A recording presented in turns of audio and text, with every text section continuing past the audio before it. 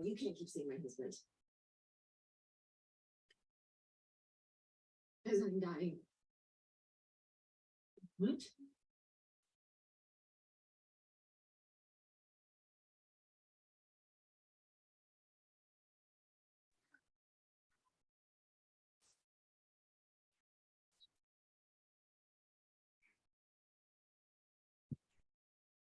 Nice. I'm Tom. Gary, nice to meet you.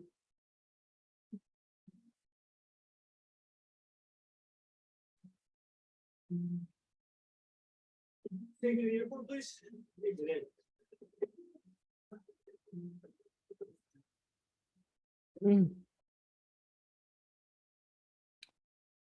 You didn't tell us because she was afraid that we were going to treat her like cancer girl and push her into getting treatment. We should push her into getting treatment. It's enough. That's why she and Gary both get it.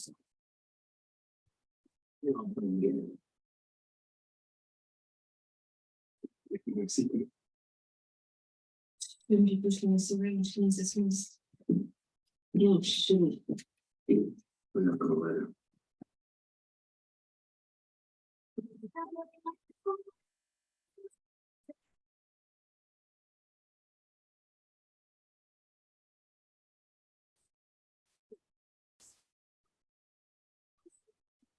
Sorry for the impromptu visit. We just came. You know why you're out here. This is the part where you give me the big speech, right? Don't give up, Maggie. Get treatment. Choose life. I've already thought this through and I made up my mind. Yeah, well, we didn't come to do that.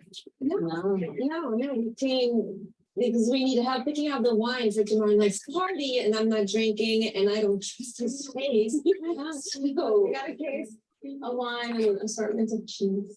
Yeah, and then let's be honest, we bought the cheese so we wouldn't feel as bad about the day drinking. That is good. Oh, and bread. We did not bring bread. Bread. I do.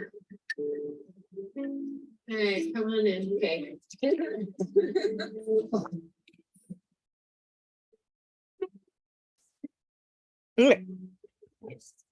Boo boo. Oh, Tom. Hey, you're Maggie's friend, Gary, right? Yeah. What are you doing? Oh my God. No, she's alive. Can I walk with you? Yeah. Fantastic. You didn't have a key or anything yet. We got back inside.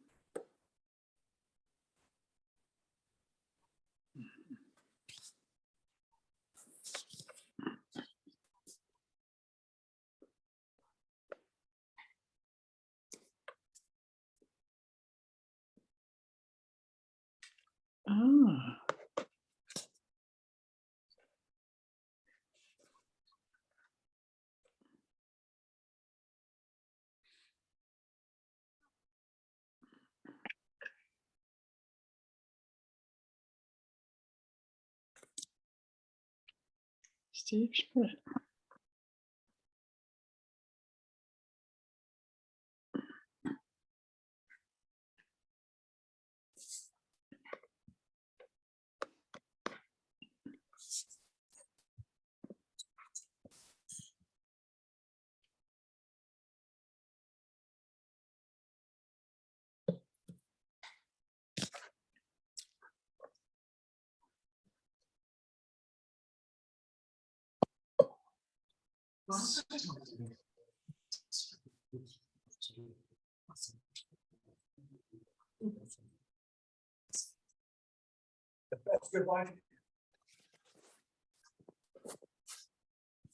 Oops.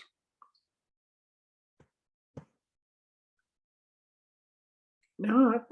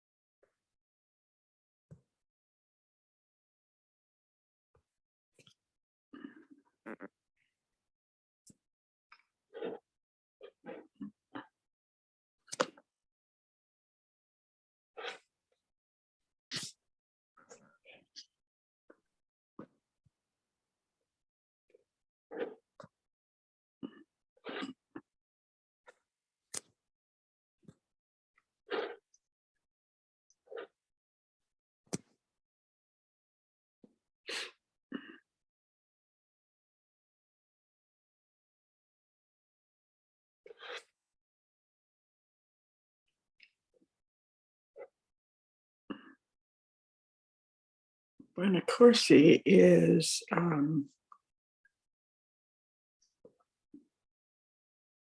April's husband.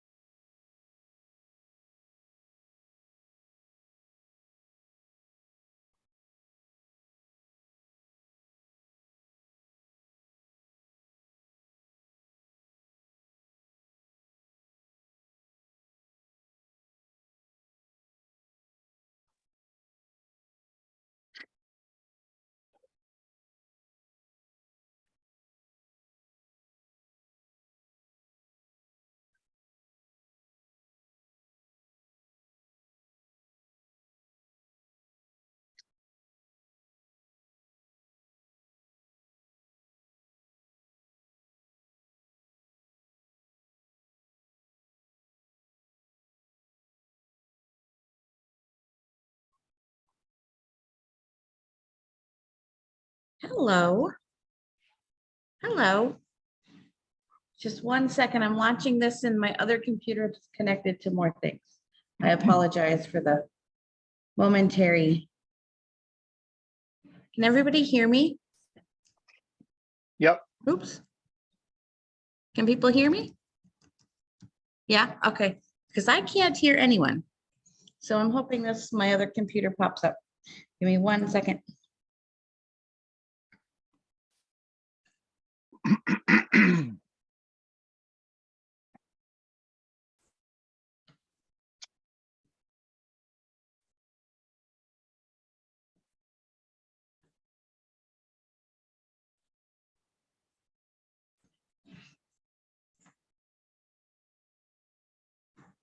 All right, let me try this.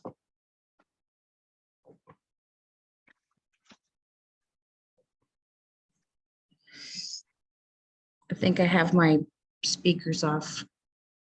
I do. Can someone say something? Something. Thank you. I can hear people. I apologize. I'm still working without my normal laptop. Let's see, is we missing Becky, I think. Oh, let me admit everybody in. Okay, people are coming in and Becky's coming in.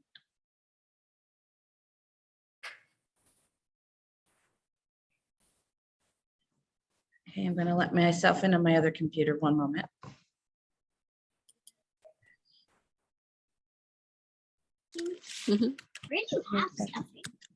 I don't, but I did. Okay.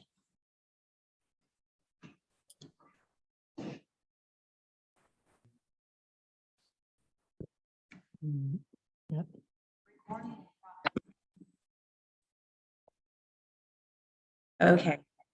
Hold on. All right. There we go.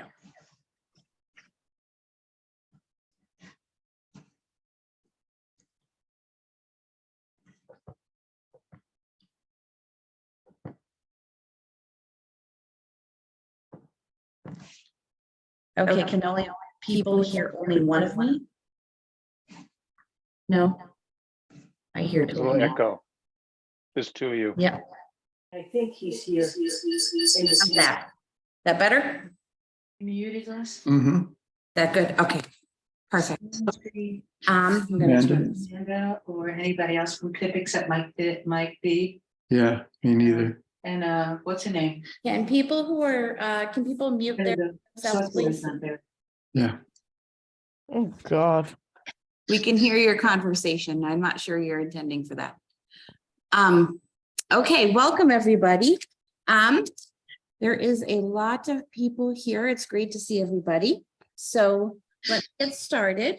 So the purpose of tonight's meeting is to present the draft of the Public Improvement Plan, or PIP, as we have affectionately called it, and to formally open the comment period on the plan. This comment period will be open until May 12th, next month. We ask that comments regarding the PIP be submitted in writing to an email address and pip@shutesbury.org. The plan is available for viewing on our PIP website, on the town's website at shutesbury.org. A hard copy of the plan can be picked up in the front hallway of Town Hall. So I will start with an overview of the PIP process. And Mary Ann and I talked just a few moments ago. We're going to go with Matt Cassane from Fuss and O'Neill, who will provide a brief history of Lot 032 testing done to date, an update on the current site conditions, and will describe the upcoming environmental testing for Lot 032. And then Mary Ann will present us with a summary of what is included in our public improvement plan. Okay, so that's the kind of overview of tonight. So I'm going to share this overview, but I will also read through it. Just give me a second. I have it prepped already. Right here, I'm going to share my screen.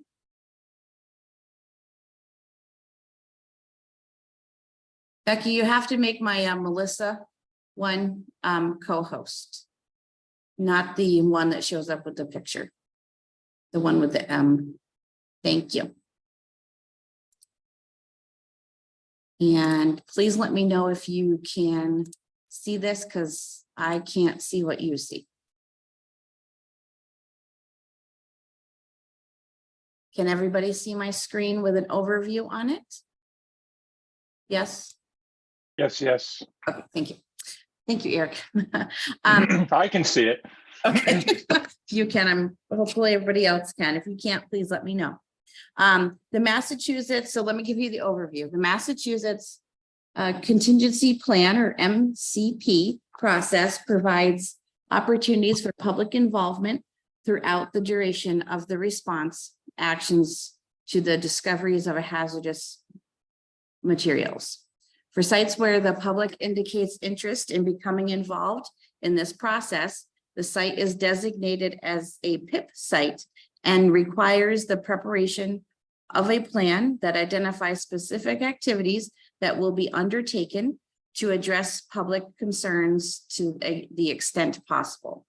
Process for the public improvement plan in Shutesbury started with the petition that was received from town residents. Petition asked the town to designate a PIP site at lot 032, where there was a release of volatile organic compounds, or VOCs, that was reported by the town of Shutesbury to the Massachusetts Department of Environmental Protection. This PIP site is formally known as in the DEP system as lot 032, release tracking number RTN 1-21489. And the purpose of the PIP is to inform the public about the risks posed by a disposal site, the status of remedial response actions, and the opportunities for public involvement.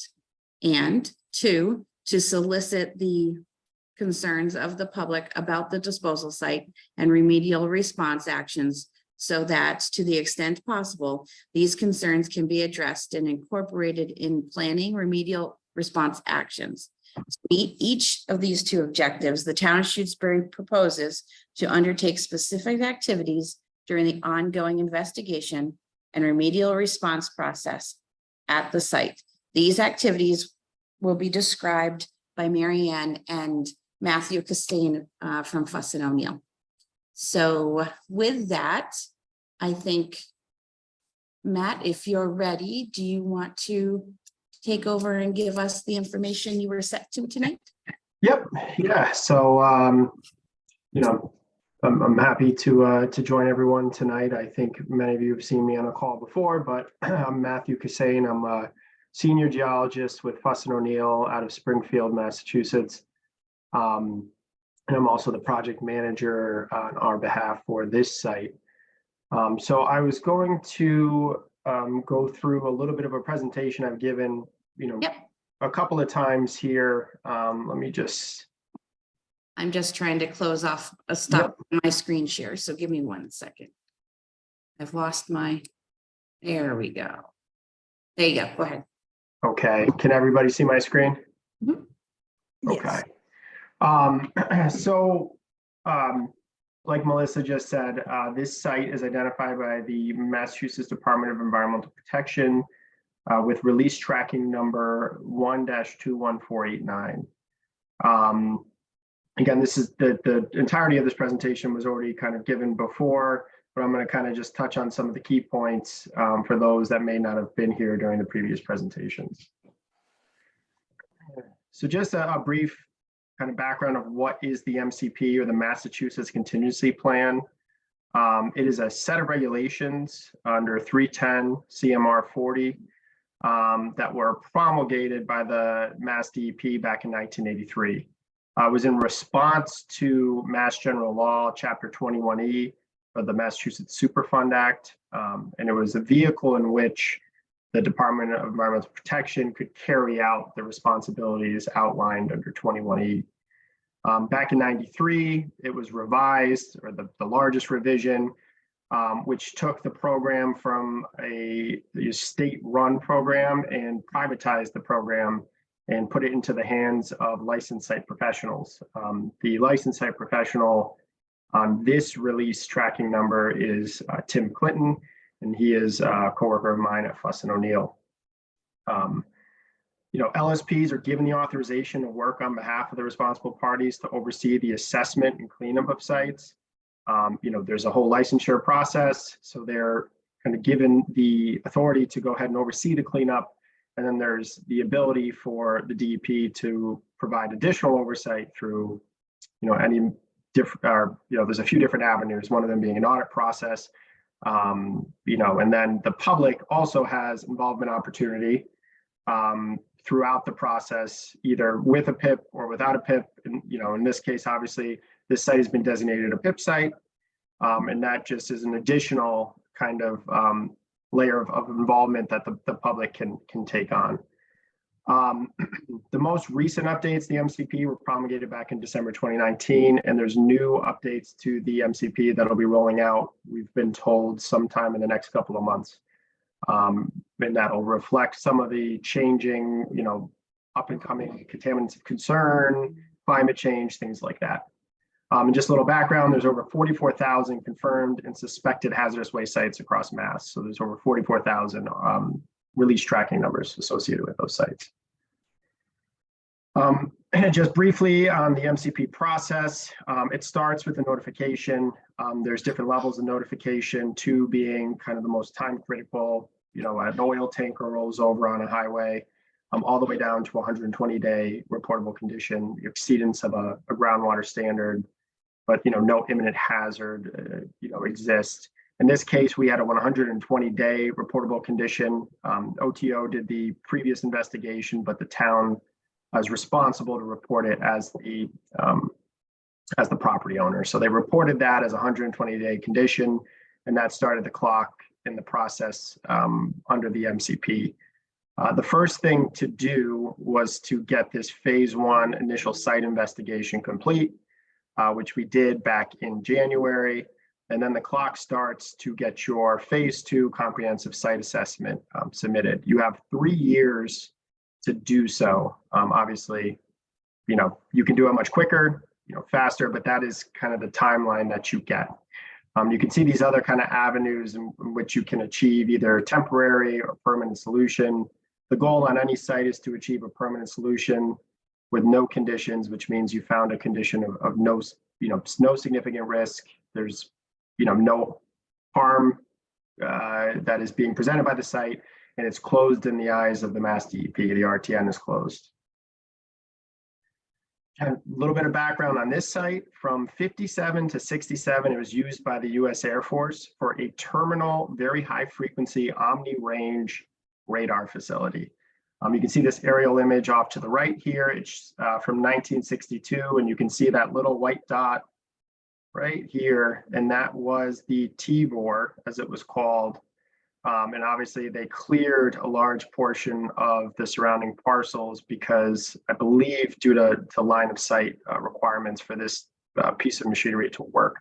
Not very well versed in how a TVOR works, but becoming better versed every day. So in 1992, the Department of Defense has a installation restoration program, and they recommended that a gasoline tank that was located at the site and used historically to power a backup generator associated with the facility be removed from the site. So therefore, in 1994, the Army Corps of Engineers, who carries out those acts, went to the site, removed the tank, removed an additional 100 tons of petroleum impacted soils from the surrounding area, and took some samples, which at the time they deemed were indicating that they'd reached the extent of the impact. But now with the data that we have, we know that that wasn't the case. And the analytical methods they used back at that time were not as, the resolution wasn't as great as what we can do now. Here's some pictures of that tank removal from 1994 that were provided by the Army Corps of Engineers. So just, quickly on what's been done as it relates to RTN 1-21489. An important thing to note here is that the MCP is a release-based program. So the RTN does not apply to the entirety of the parcel. It applies to this specific release condition and the disposal site boundary that the LSP eventually draws around the limits and extent of those impacts. So back in 2021, again, we said OTO went out. They found a condition of BPH ranges, which are volatile petroleum hydrocarbons or kind of light range hydrocarbons, gasolines, some diesel indicators are possible. In this case, it was a gasoline indicator. They found it in the soil boring B9, which was located back near the T-board or the historic T-board facility. So that's what triggered the reportable release. The town hired us, Fuss and O'Neill, to go back out in November and December of 2022 and collect some additional soil samples and install additional monitoring wells. As of today, this number is actually up to 8. We now have 8 total monitoring wells installed in the disposal site area. Important thing to note, the soil borings that we collected did not replicate any sort of regulatory exceedance. But our groundwater monitoring well that we installed initially did show exceedance of applicable groundwater criteria. So that being said, we kind of pivoted from knowing it as a soil condition to more of a groundwater condition. And that's why we installed additional wells around the perimeter of that area to be able to draw a line on the extent or the nature and extent of that release. So just to kind of hit on the specifics of what we did out here, you can see this figure is showing everything up until January. Obviously, like I said, we actually installed some additional wells today on the property. So this will be updated before the next regulatory submittal, but it shows you kind of how we've, the initial problem location, which was right around this B9, B9R. We went back out, we did a series of soil borings in concentric circles to kind of assess, step out from the problem or source area. And then we set a group of wells or perimeter wells around the well with the highest concentration of contaminants. Again, today, because we had a couple of exceedances of regulatory criteria and 2 of these kind of outer ring wells, we went back out and installed more wells to hopefully capture, the true edge of what's going on out here. Talked a little bit about next steps. Some of these have already been completed. This is from the initial presentation, but to go back out, continue collecting seasonal groundwater samples to see how things change with changes in groundwater conditions. Obviously seasonality, there's fluctuations in groundwater depth, and we want to get a better idea of how that might impact how the condition behaves to the subsurface. And then we talk about installing additional groundwater wells, which again, we've done today. The letter, which we detail here, has been sent back last month to the DoD, and just kind of rehash why we believe that this is their, this is leftover contamination from their use of the property, and that when they, claim to have cleaned up the issue, they did not get everything. So we're in the process of having that ongoing discussion with DoD, or the town is with our assistance. One thing I wanted to hit on quickly tonight, which I didn't talk about in previous presentations, is kind of pull out to the site-wide work that has been done, because I think there's been some questions and input from community members about other portions of the site that fall outside of the disposal site boundary related to RTN 1-21489. So, one thing to note is, because the PIP is under the MCP, the PIP is specifically for RTN 1-21489 and the release condition associated with that. The PIP is not a site, the PIP is not an avenue for a site-wide, unless the entirety of the site is a disposal site. The PIP is focused on the specific disposal site at the rear of the property.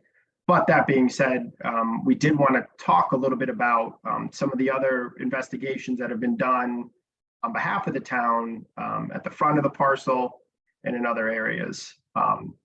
And another thing to note is that these have all been done voluntarily by the town. There has not been an order issued outside of this RTN in the rear of the property for them to do, this investigation. This has been voluntary investigation to do due diligence assessment of the environmental conditions of the site. So back in 2010, before I was with Fuss and O'Neill, they did hire Fuss and O'Neill to complete what's known as an environmental transaction screen. It's kind of a desktop and field, review to indicate where there may be problem areas at the site. Is there an old UST that has a standpipe sticking out, or is there drums somewhere? So that is what you kind of do as an initial step to say, all right, what could be a potential issue out here? The town procured Cold Springs environmental consultants back in 2011 and through 2012, and they completed multiple subsurface investigations at the site. And I'll show you some figures from those previous investigations on the next couple of slides. Again, we talked about the OTO investigation in 2021. Obviously, B9 is what triggered a reportable condition, but OTO did a pretty comprehensive phase 2 subsurface investigation of soil and groundwater across the front of the site as well. And then we also assisted the town with some closure activities related to a historical floor drain at the old 3-bay garage. So that was, removed during demolition. That was brought to the town's attention that should have been permitted and closed through a regulatory process. So the town, once notified of that, asked us to do that. So it involved, reporting to the DEP. It involved subsurface soil sampling. DEP was on site during that work. We then submitted a report to the DEP, and the DEP issued a letter of closure that had been addressed and was now closed. So just going back quick, here's Cold Spring Environmental's investigation locations back from 2011 and 2012. You can see here they installed a series of wells that they sampled. They did some soil investigation underneath some areas where there were some old drums. And then additionally did some investigation related to that floor drain, which again, we went back out and closed out and took samples in similar areas. OTO in 2021, again, they did kind of a site-wide assessment, but with most of the locations being focused on the front of the property. You can see E8. Close up of you, but not the slide. Oh, okay. Is anyone else having that issue of not seeing the slide?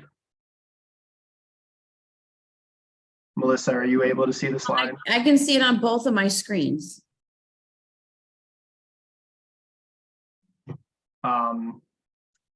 Yeah, it says I'm sharing this screen, so I'm not sure if anyone else. I see it. I think it's working. Okay. Yeah, I think Mary Ann will make this available on the town website. All right, it is available in its earlier form. I'm sure she'll update it with this format for anyone that's having issues seeing it. She usually posts those, right after we give this presentation. So just going back quickly, OTO in 2021, they went out, did an investigation. All of these soil borings on the front of the property came back below applicable regulatory reportable criteria. And you can see 2 of these, B7 and B8, were co-located with 2 of the debris piles, that are so-called debris piles at the site. So those were investigated as part of OTO's investigation. And again, nothing came back above applicable regulatory standards. And then we also came out, like I said, and did this UIC investigation. So this is where we collected test pits, soil samples, submitted them. Although the UIC program, or the Underground Injection Control Point program, is separate from the Bureau of Waste Site Cleanup under the Mass DEP, which governs RTN's MCP, we still compare the results of this investigation to those same criteria, and nothing exceeded the applicable regulatory criteria. We also took, and it's not shown on here, the town, because of the known history in the area and at this site, elected, this was not asked, we were not asked by the DEP to do this, to take 2 PFAS soil samples, one from the drip line of the historic building, and then one from where the floor drain would have been located. Both of those samples came back below reportable regulatory criteria.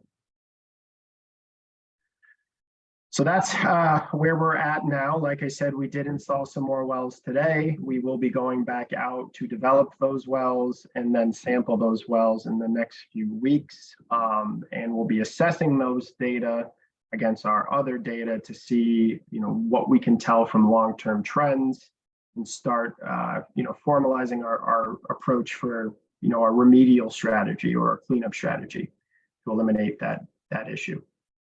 So I know I ran through that very quickly, and I apologize if I sped through it too quickly, but I want to make sure we have time to discuss other topics tonight.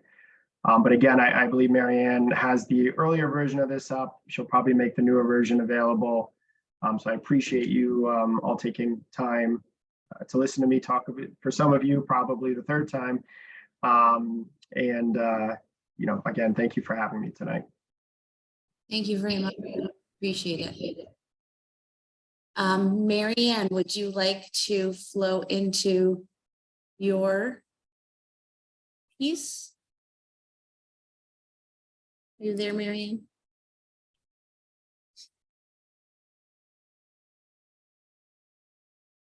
Oh, you're muted now. There you go. Oh, no, I can see you, but can't hear you.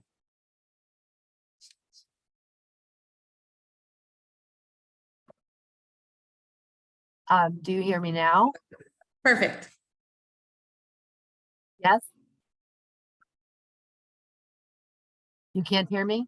I can now. Yes. Oh, go. good. Okay, good. Okay. All right. So I just wanted to offer one clarification about something that I maybe misheard when Matt was speaking, but I just wanted to make sure that that everything is, that everything that is said is true. So Matt, I thought that when you were going through that long history of all the different testing that the town has done at Lot 032, I think that you said that it was all voluntary, and it was, and the town willingly did all of the testing. But when OTO first did testing under a drum near the former garage, they did find trace amounts, reportable levels of PCBs, and then that triggered some required testing, required follow-up actions. It might have been an IRA. So that wasn't sort of voluntary in the sense of like the testing that we did last summer was just completely voluntary. Yeah, and I think you're referring to Cold Springs investigation. Yes. I believe what happened there is there was a trigger of a PCB level in a groundwater well. Cold Spring did subsequent rounds of sampling, couldn't replicate that condition, and submitted a retraction notification. So technically that RTN went away through retraction, and the DEP didn't have further action following that step. Okay, good. All right. I just wanted to make sure that we were very clear. Yeah, I guess that's true. I didn't think of that nuance, but yeah, I appreciate you clarifying that. Okay. So now it's my job to kind of go through the draft public involvement plan. And so the draft public involvement plan, it was easier for me to post it on the library's website, and there's a link on shutesbury.org that links to it. And I'm going to load a bunch of other documentation up there. And I'm just doing this kind of on behalf of the town because I find it kind of interesting, and I want to keep it moving forward, and because there needs to be a PIP, there needs to be somebody who helps manage it. So I'm helping to manage it. So I could share the PIP, the draft plan, and then I'll just summarize it. I'm not going to read the whole thing because it's a lot. So this is just the cover page, and it's the public involvement plan. I catch myself saying public improvement plan, so I apologize if I do that. And then there's a table of contents, and there should be a printed copy available of this at Town Hall. and if there isn't, I'm sure we can get you one. There is. So, okay, good. So it starts with an introduction and it just discusses how we got to this point. And Matt talked about a lot of that. So Becky, I'm gonna make you oh, I can't. Melissa, you're still a Yes. co-host. Could you Yes. admit people? Okay. As What there's would you like? okay, but What all would right. you like, Marianne? What did you want me to do? Well, can you admit people if they? Oh, yeah, I'm watching. Okay, Yep. great. Okay, good. Thank you. All right. So this introduction just talks about how we have how Fuss and O'Neill on the town's behalf did some testing and then submitted a phase 1 ISI and a tier 1 classification to Mass DEP in January. And for sites where the public interest, it indicates an interest in becoming involved in the remedial response action to a tier 1 classified site. The site is designated as a PIP site and requires the preparation of a plan that identifies specific activities that will be undertaken to address public concerns to the extent possible. So that's what we're here talking about tonight. The next section is, let's see, this is a long section. Site history and regulatory status. And this gives, again, it kind of reiterates some of the background information. It describes the site, the environmental investigation related to release tracking number 1-21489. So it's limited to the disposal site in the area of the former radio tower. This describes what's happened there from 2001 until now, the regulatory history and the current regulatory status. Then we go to the next section, which is, let's see, addressing public concerns. And let me find that. So addressing public concerns. And this process for assessing and cleaning up disposal sites as set forth in the MCP is designed to address the effects of the site on health, safety, public welfare, and the environment. Once a release of oil or hazardous materials has been confirmed, the process proceeds to, so we did phase 1, now the process proceeds to phases 2 through 5 and a permanent solution statement. And then, so this is a long section on addressing public concerns. And then we have the purpose the purpose in accordance with the MCP activities undertaken to involve the public in response actions serve 2 purposes: to inform the public about the risks posed by a disposal site, the status of remedial response actions, and opportunity for public involvement, and to solicit the concerns of the public about a disposal site and remedial response actions so that, to the extent possible, these concerns can be addressed and incorporated in planning remedial response actions. And then we go to informing the public. So there are different ways that the town will go about informing the public. There are information repositories. So DEP on their website has an information repository with any reporting that either the town does or is done on the town's behalf. And then this PIP plan, when it's finalized, will be put up there. And other communications from townspeople and from the DEP themselves are posted there. And that link has been shared in emails, and it's on that webpage where the PIP is posted on the library website, which you can get to from shutesbury.org. And then then there's a public, an information repository at Town Hall. So it's a binder with all of the information that that the town has gathered about, this release of gasoline at the site. And then I'm working on building that web page. And then the town's going to keep an email contact list for the site, and that will be used to distribute notifications about upcoming public meetings and notices of public comment periods. Municipal notifications will be sent to our town's chief municipal officer and the Board of Health, fire and police departments if it's appropriate, and then local officials, petitioners, and residents of major milestones and event activities and use limitations if there ever are any.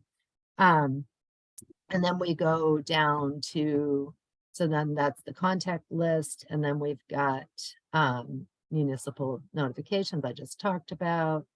And then, if conditions are found that warrant an activity or use limitation, after 30 days, within 30 days after recording or registering any original, amended, released, or terminated activity and use limitations, local officials and the public will be informed of the limitations that apply to activities or uses of the site. We haven't had any of those, but if there are, people will be notified within 30 days. And then the next thing is if there's a release abatement measure, the petitioners will have an opportunity for public involvement on any release abatement measure. And then the next section is soliciting public involvement.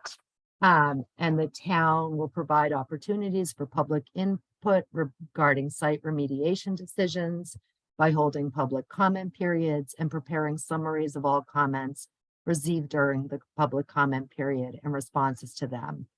We'll have public meetings. The public will be briefed about the status of the site, and the town will provide progress reports regarding remedial response actions at the site. And will provide an opportunity for the public to question and comment on remedial action plans for the site. There will be, let's see, public comment periods. The town will provide specific opportunities for the public to submit comments about documents concerning the site. When key documents are available, they will be provided to the information repositories, and a notice of their availability will be sent to the contact list. If you wish to be added to the contact list, please email a request to pip@shutesbury.org. Okay, and then response to comments. So the town will prepare a summary of all comments received for each document and respond to the comments, and then that will be completed within 60 days of the close of the public comment period. And then those will be added to the repositories, and then a notice will be sent out that that's been done. And then the schedule for public involvement activities. And public involvement activities will be conducted at certain milestones in the process. The milestones include the draft public involvement plan and any subsequent revisions. And phase 4 remedial implementation plan.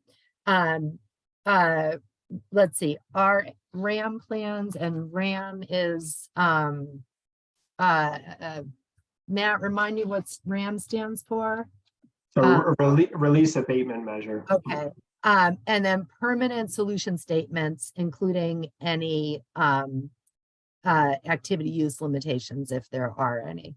Okay. And let's see. So, and then we have responsibility for implementing the public involvement plan. Let's see. And so DEP has established an appeal process for handling disputes about public involvement plans, activities at disposal sites. So if you don't think that the town is following DEP procedures for the PIP, you can appeal to that, to DEP.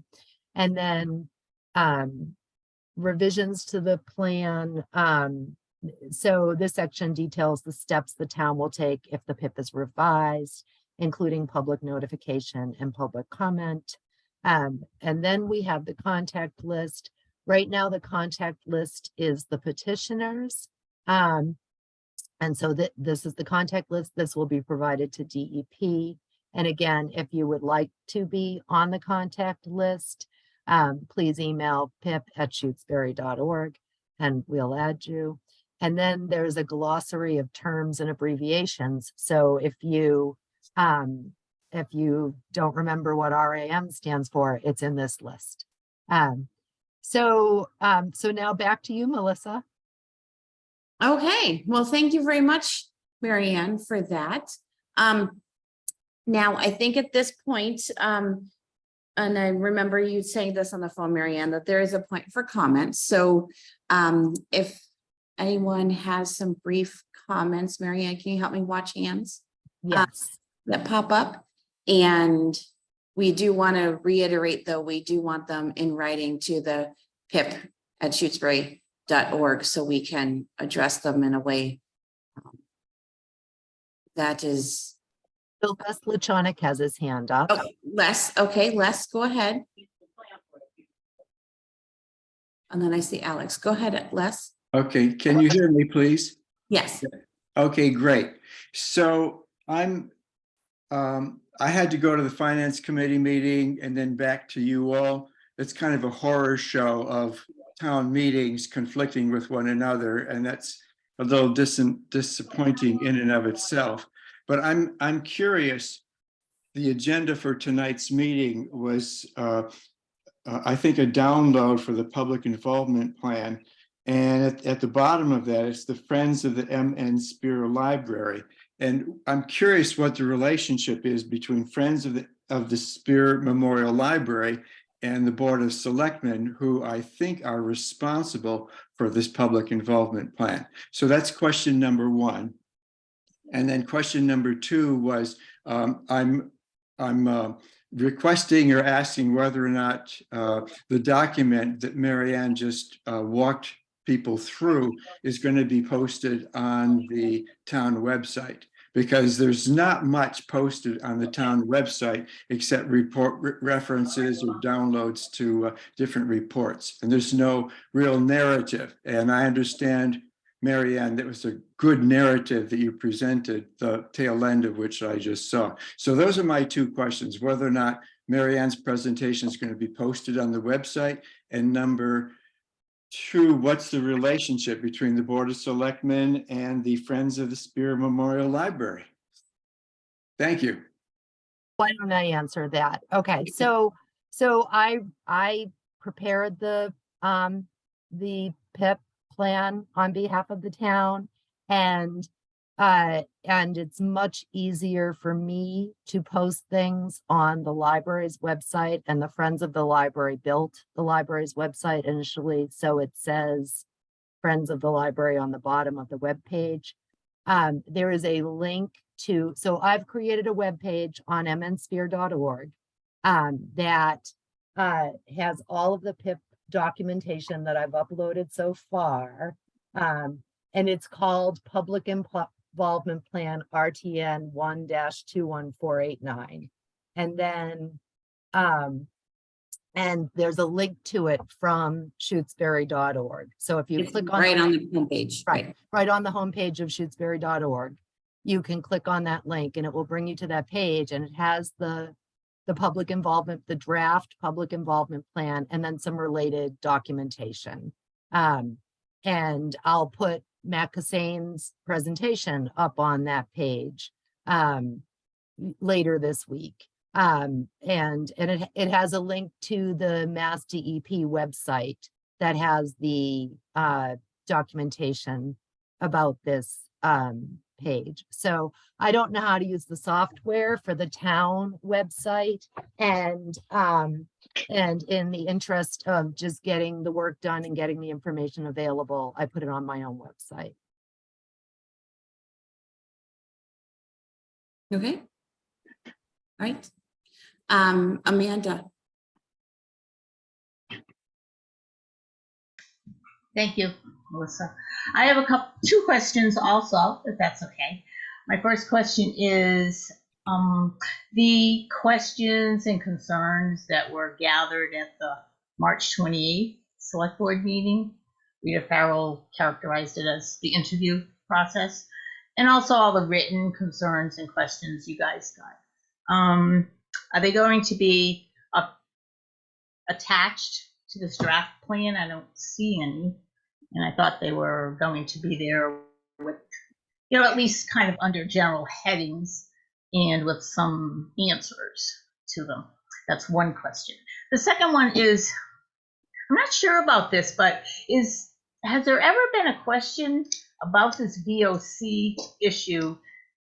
Could it have come from the fire station or part of it, or it's within 400 feet? I'm just wondering if you're certain that it's entirely the DOD's fault or from that particular release. Thank you. I'm not sure we're gonna be able to answer that question tonight, so it'll be something that we will have to address going forward. Go, Marianne. Yeah, so I can address, so the questions that people submitted via email, we'll gather those together and respond to them in writing, and it will be posted within 60 days. And then that other question could be one that we would pass on to our LSP. Yeah, we may not be able to answer that one tonight. Are there any other comments on the draft? Questions on the draft? Eric, go for it.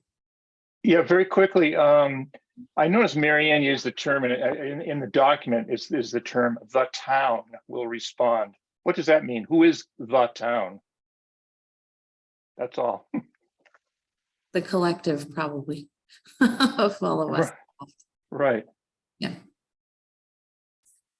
But I mean, who's responsible for it? I mean, it's just this whole plan seems to me, in some level, to me, a duplication of efforts between what's already being done and a what's the word? It's just a more complicated. It's a lot of more complication here. I would think would be necessary. I'm all for, believe me, cleaning this up. I'm not suggesting that's not the case, but when you start saying the town, I think of people who are already like working overtime, doing this, that, and everything else to keep the town together. And I'm just not sure who the town is.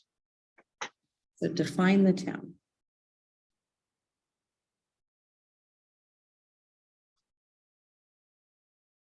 Great question, Eric. Marianne, did you have a comment to that, or maybe we should? That's one of the ones we'll have to get back to probably. Jill Moreland, you're muted.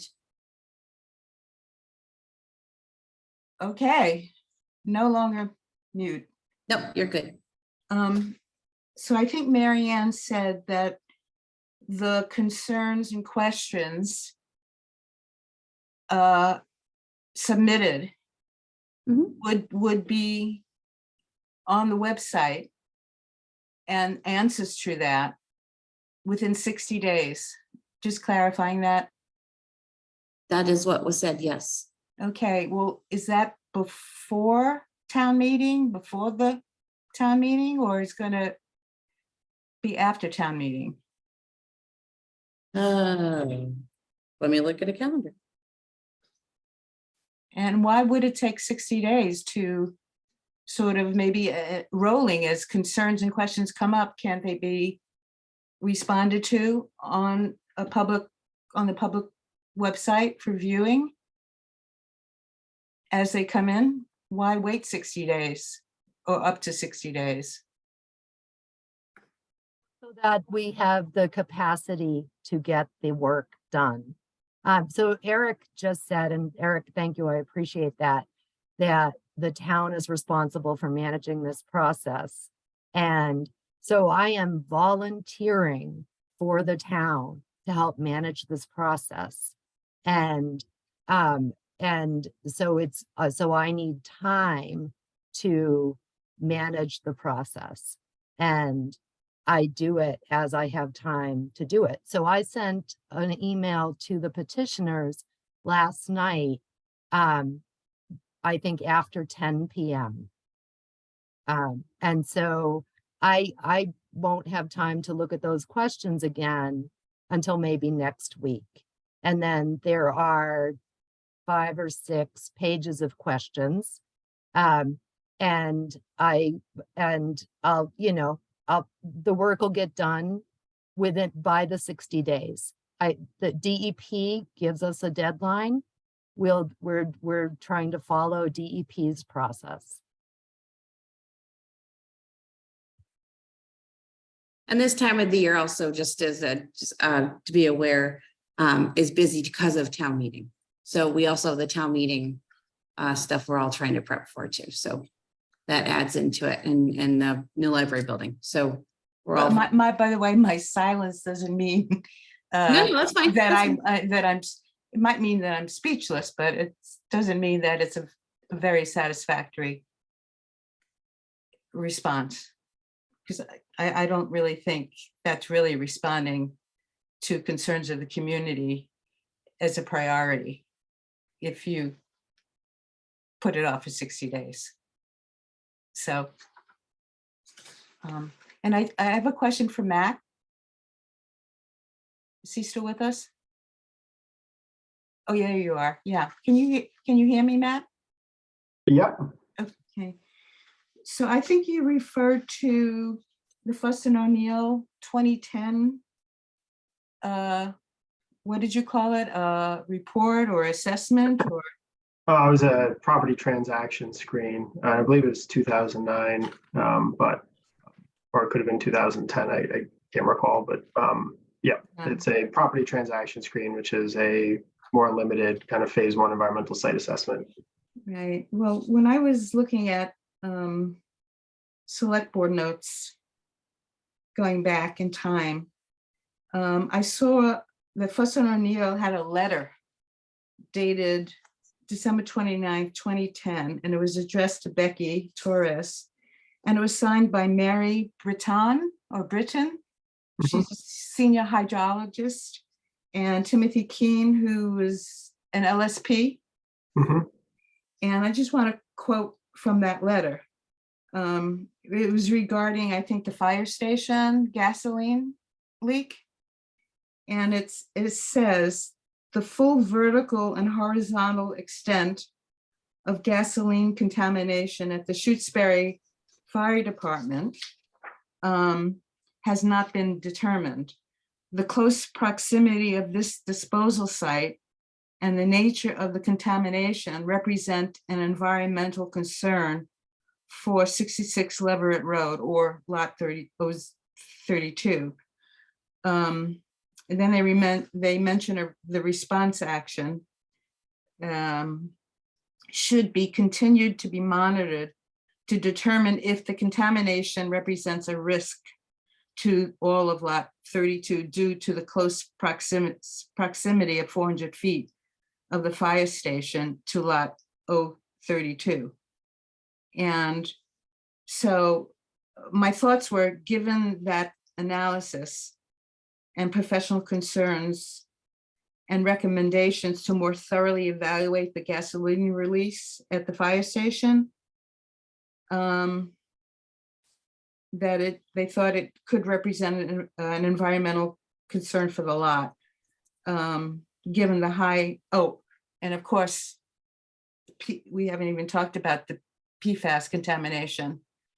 Jill, can you, that's a lot of information. Yeah. Well, I'm sorry. I was kind of talking to Matt because he mentioned, I think, that this report. Did you have a question related to that?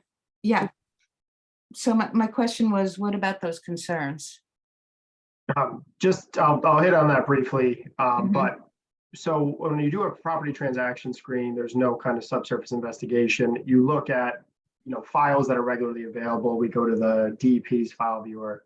And what we do is we look, at parcels in the vicinity, and we say, are there any known conditions anywhere around our parcel or the target for the study?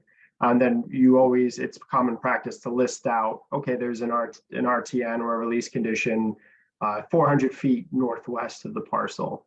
And usually, again, I wasn't here, and actually Tim Keene and Mary Britton are no longer with Fuss and O'Neill, but usually what you do is if something is still open in the eyes of the MCP, which I would guess that's what the case was with that release condition at the fire department at that time, the best thing that you can say, or the only thing that you can say is, hey, they haven't fully closed out this condition. We're located within a quarter mile or 400 feet. So a property transaction screen is where you say kind of any and all things that could happen, right? But then the whole point is you follow that up with subsurface investigation to investigate whether that actually occurred or happened. And Cold Spring Environmental did test, I know, at the front of the property for VOCs in groundwater and soil. So again, I'm not privy to how they scoped out their investigation, but I know that they did test for those contaminants of concern, probably as a result of what we said in our transaction screen. So they were investigated based off of my review of both documents. And again, that's pretty commonplace. If we were to do a phase 1 screen of a house next door to the fire department on the other side at that time, we would have made the same assessment, right? So just because you're located in vicinity to, just because that's indicated in a phase 1 or a transaction screen does not mean that we were saying, or that an entity is saying, yes, this has impacted the site, because the transaction screen doesn't involve any sampling of any kind. It is just a site walk and then a desktop review. And it's just kind of a data dump of, here's everything that happened at the site, do with it as you will, do further investigation if we recommend it, and that's kind of it. So I hope I kind of answered your question. Obviously we're always aware of area conditions, the PFAS condition, and those things are all taken into account in what we're doing on the back and front of the parcel. So I hope that answers your question. Yeah. So did you test for PFAS then? We have tested soil for PFAS in the front of the property, and then, eventually there will be a potable well installed as it relates to the library. And as a policy under the DEP, that will have to be tested for a set of parameters, and that will include PFAS. So the well won't be able to be used until that data is submitted to the DEP, and one of those things will be PFAS. So PFAS will be assessed, that it's a requirement for any well like that comes online. And obviously the town and with our help will respond if that's discovered in that well. And it doesn't prohibit the use of a ground or a potable well there. It would just be that there would need to be additional steps to mitigate the presence of PFAS in the water. So, the town, us, the DEP are all aware of that condition. We've had discussions with the DEP about how it relates to our site, and so we're keeping that at, in everything that we do moving forward. We're acknowledging that we'll look into that when the time comes. Okay, thank you. Thank you. I saw, Amanda, I'm gonna, you've already made a comment. I see Rita. So Rita, you haven't spoken yet. Yeah, I just wanted to, let me lower my hand here. When Eric was talking about the town, I mean, the select board is ultimately representing the town here. And while Marianne has taken the lead, I have, as the select board's representative, been participating in meetings with DEP and reviewing materials. So I just wanted to make that clear. And secondly, I think everybody should understand that this PIP does not come without significant expense to the town.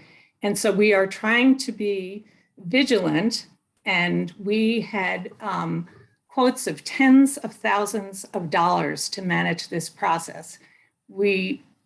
Marianne has been doing a tremendous amount of time. I've put in a significant amount of time so that we're not paying consultants and we're not having to pay Matt Cassane, who's very valuable. But the questions that we do get that have to be answered by Matt, we are paying for. So it's just a reminder to everybody that this is costing the town money, and we are going ahead full force and, with the PIP and happy to answer the questions, but it's going to take a little bit of time. And with that too, I'm going to just reiterate, the questions should be submitted to that the email address that we have up on the screen and have mentioned, so that they can be answered as we get the information to you. Okay. Amanda, did you have a comment? Thank you. Yeah, two quick ones, maybe three. I just wanted to clarify a little bit about the questions and concerns. I know Jill brought it up too. It was kind of our impression, I think, that they would be upended to the draft PIP from information we found on DEP website. Community concerns are summarized and listed in the draft PIP according to 5 different categories. I'm sure Mr. Hussein is familiar with the nature and extent of contamination, neighborhood health issues, routes of exposure, site remediation process, and opportunities for public involvement during the remediation response action process. So that's why we were asking why they don't seem to be part of the draft. Amanda, this is a draft of that, and we have the comment period. So out of the comment period and draft becomes right. Wrong read, it becomes a final draft or a final. So this is still a work in progress, and the public has the until May 12th to give us comments and feedback at that email address, so we can create a final draft or final document. So it's still progress. My question still stands. The other thing that I just want to comment on the expense issue. I'm wondering where you got a quote of tens of thousands of dollars that the PIP is going to cost. That would be interesting to know.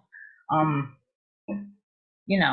not sure what you're talking about. You could expand on that if you like, because I don't really see it.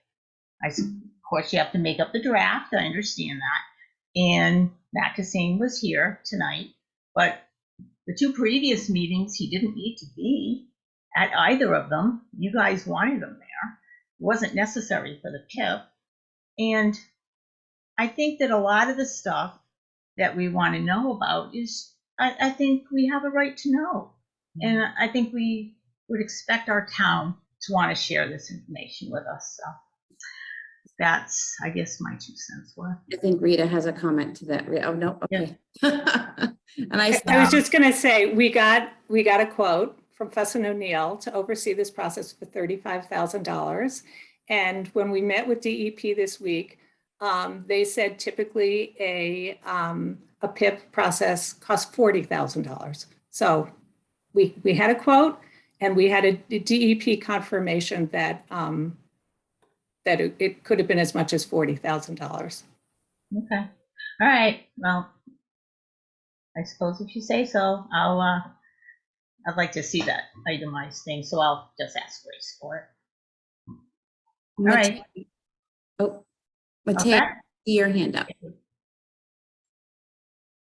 Yeah, so a while back, Eric mentioned folks working overtime for the town on this, and I just wanted to thank Marianne and the other town employees and volunteers who have already gone well and above and beyond to put the PIP together, and to thank the professionals at Fuss and O'Neill for bringing their scientific and legal expertise over and helping the town properly address concerns about the lot, even in the face of what seems to me to be pretty repeated undermining, second guessing, and goalpost moving. I think it's particularly concerning in light of the previous remarks that one of the people behind the PIP seems to be suggesting that the LSP shouldn't be present for these discussions with the town in these meetings. I would think it would be imperative that the LSP is here. So I just, what I saw presented from Marianne, what I've seen in the copious reports and the documents produced from all the testing at Lot 032, it seems to me pretty clear and thorough that, things are on target for the process required by law in the best interest of ensuring that the property is safe for our library the tests are happening. And yeah, I sincerely hope that all of our community members are as equally committed to seeing this process carried out in good faith. My great concern is that this is being used as a means to drive up the cost of the library project and derail the will of the voters of Shutesbury from town meeting and from the vote who want this library project to happen. So yeah, that's all I have to say. Thank you, Matt. Before I call on Amanda again, is there anybody else who hasn't spoken yet that would like time to, or a comment? No? Okay, go ahead, Amanda. Thanks, Melissa. In response to Matteo Cangallo, we're not trying to undermine anything. We want to be informed. We're Shutesbury taxpayers like you, and a lot of us have been here many years, and we're very interested in this. Like Mary Ann said, it's very interesting just on the face of it, but we're also very concerned about what's going on in town. And we're not trying to drive up costs. I believe Matt Cassine himself said this was the third time he gave the same presentation. So yeah, I think it was good that he did it tonight, definitely. But you wanted him to do it the other 2 times, that's fine. I'm just saying, don't blame us. No, we didn't cause this problem. We just want to be involved. We're going to move on. Is there any other comments? Again, make sure any questions that please do send them to the PIP at Shutesbury email address. Okay. No other comments. Does the select board have any comments? I think we've looked at this quite a bit. So not having any more comments, we might be able to adjourn. Yes. Okay. All right, Rita, I see you took your phone. I was just going to say, I make a motion to adjourn. Okay. Do I hear a second, Eric? Second. All right. All those in favor? Farrell, aye. Stalker, aye. Makepeace O'Neill, aye. Okay, thank you, everybody. Thank you, Matt. Thank you. Mary Ann. Thank you all very Good much. night. Helping us Take care. out. Rita, thank you. Eric, everybody. Thank you, Melissa, for taking over. Thank you.